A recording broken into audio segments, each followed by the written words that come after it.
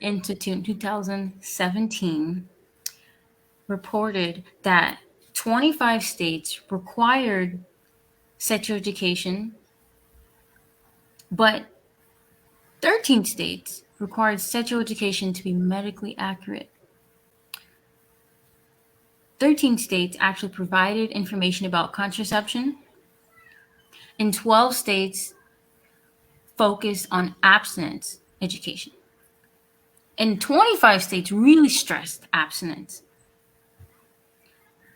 9 states showed that sexual orientation can be inclusive, but 5 states showed sexual orientation as negative.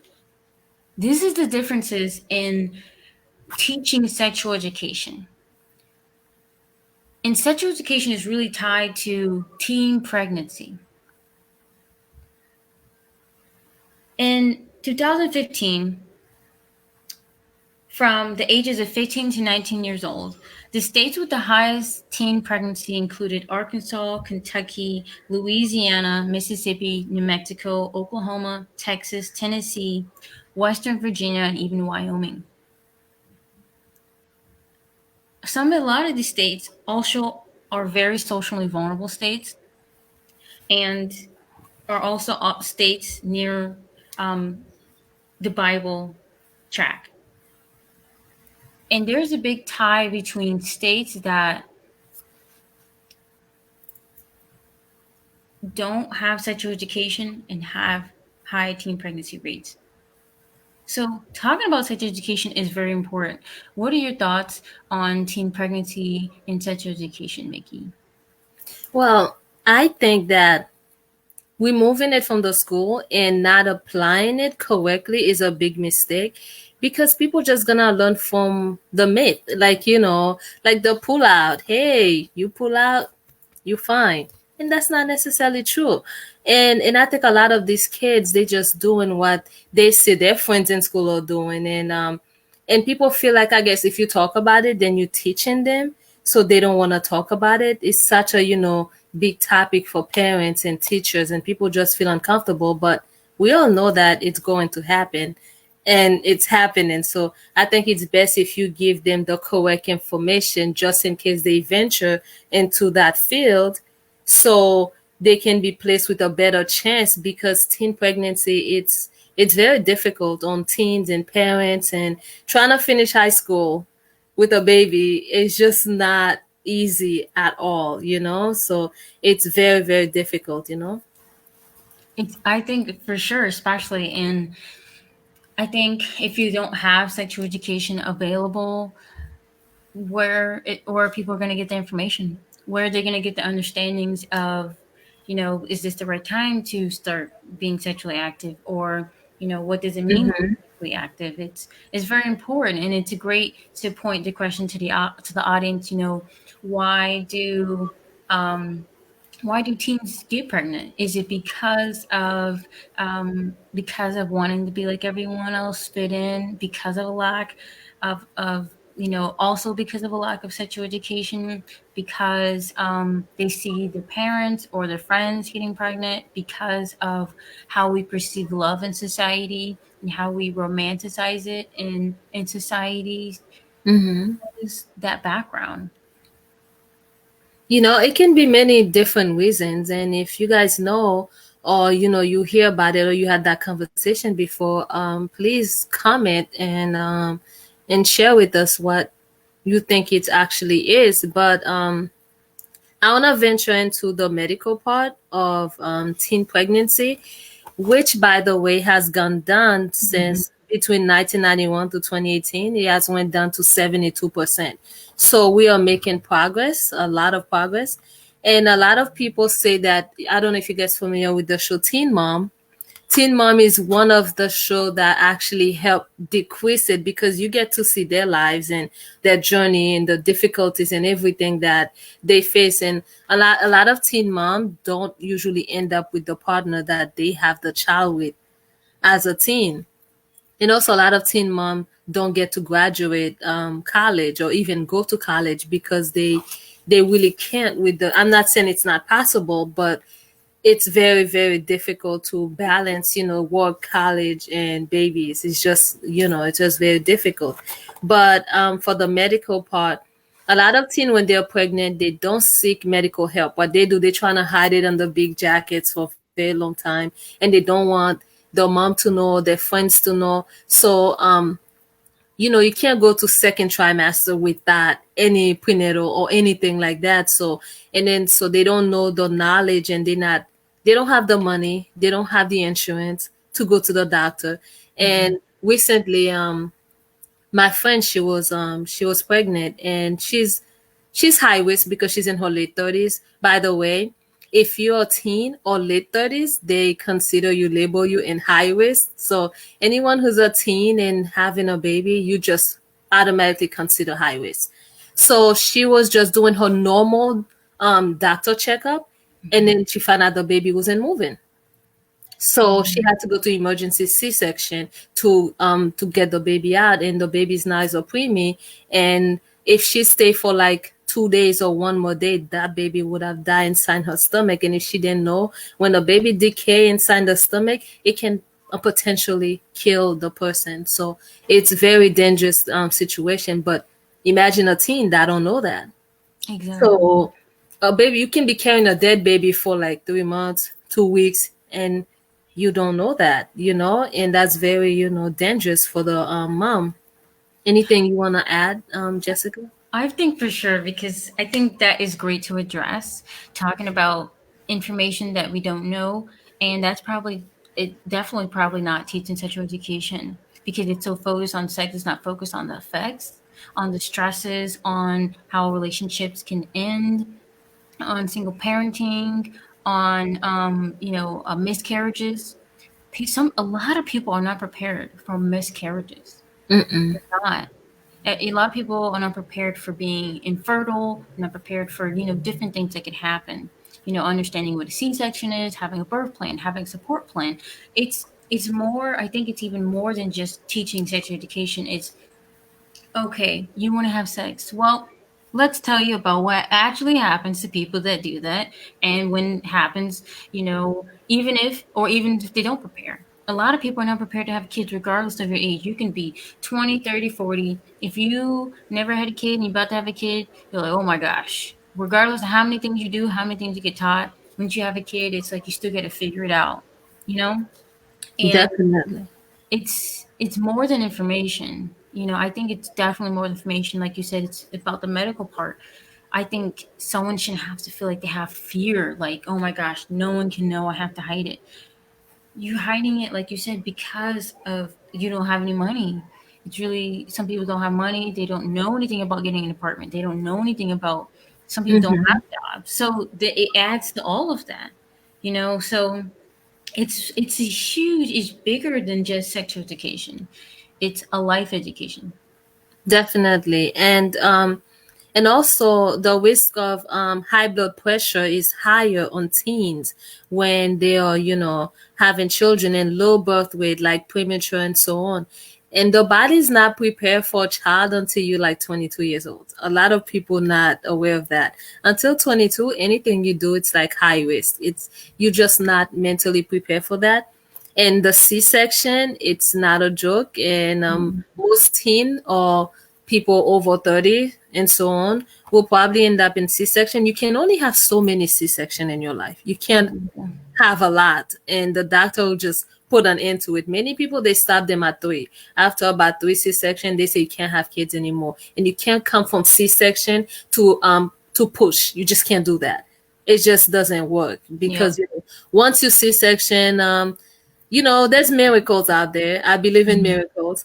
I believe like anything can change and happen, but I would say, just reduce the number of C-section, and it's very important that you start when you are ready. And so postpartum, that's another big thing.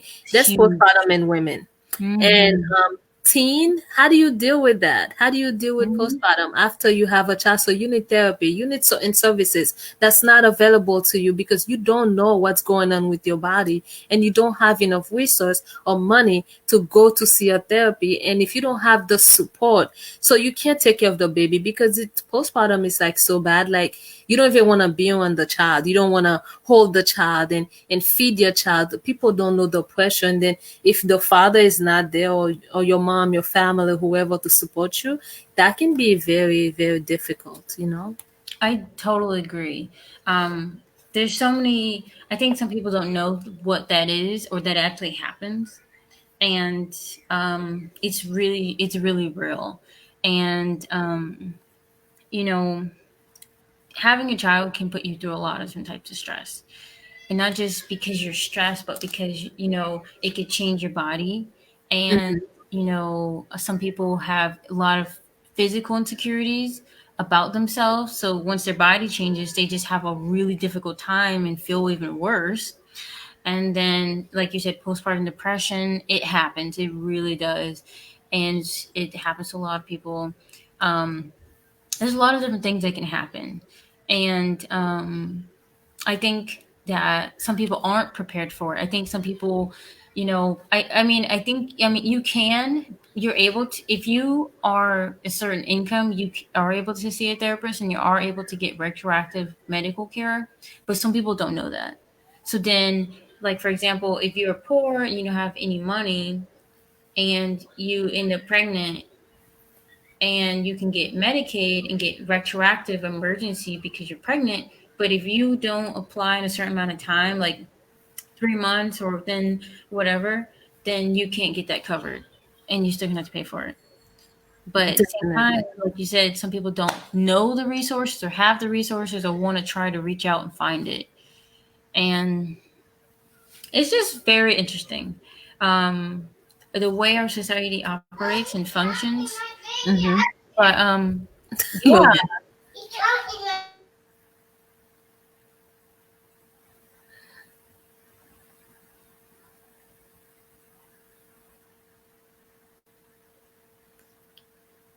Yeah, so we're just gonna wait on her a little bit, handling business. but yes, I totally agree. So what are some solutions? Would it be to make a universal sexual education course that also ties in the effects of having a child and before you have a child, what you should think about? Or what do you think? I think we need to have open communication. So not just, abstinent, not just, this, that, whatever they've been doing, obviously it's not working. I think we need to listen to the teens as well, and to see the problem they facing and what they're going through from peer pressure. There's a lot of pressure on losing your virginity. Oh my goodness, you're about to be 18, you're still a virgin. So we need to talk about confidence, we need to talk about peer pressure, and we need to talk about, the science of sex. It's very Mhm. important we touch on the science, also the medical part, and give people a lot of choices so they can make their own decision because they know what's coming. Because people don't know what's coming. Like they make this decision and then they're surprised. Like people would have unprotected sex and be surprised they're pregnant. Unprotected sex it will equal to pregnancy. It's not a like a guessing game. So I think Mhm. that's something we need to touch on, and we need to show different ways of being safe.